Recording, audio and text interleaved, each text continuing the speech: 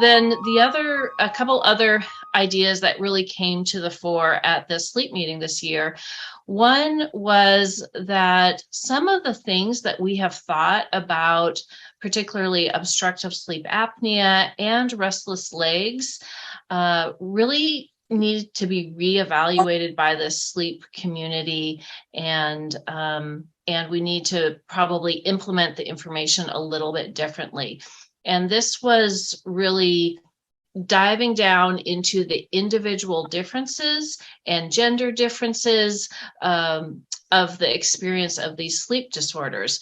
For one thing, with obstructive sleep apnea, women have more significant impact of even mild obstructive sleep apnea than men do. And so maybe with women, we need to have a lower threshold for concern than with men. And there were other features of obstructive sleep apnea that really were rethinking in the sleep community.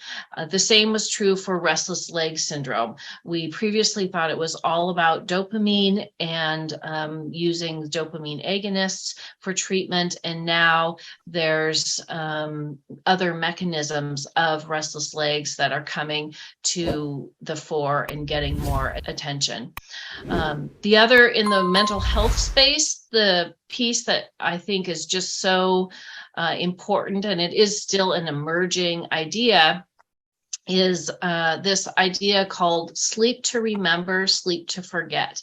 And that is, while we are in sleep, we're rehearsing and learning some of those concrete memories, the contextual memories, but at the same time, we're forgetting that emotional charge in normal sleepers. So somebody has a bad experience.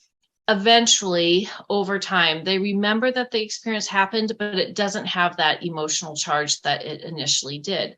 However, if you look at the sleep of people who have PTSD, they don't have that sleep to forget mechanism activated. And so when they are in dream sleep and they're having those memories rehearsed, it's not only the contextual memory that's being reinforced, but it's also the emotional connection. And that's part of the PTSD experience.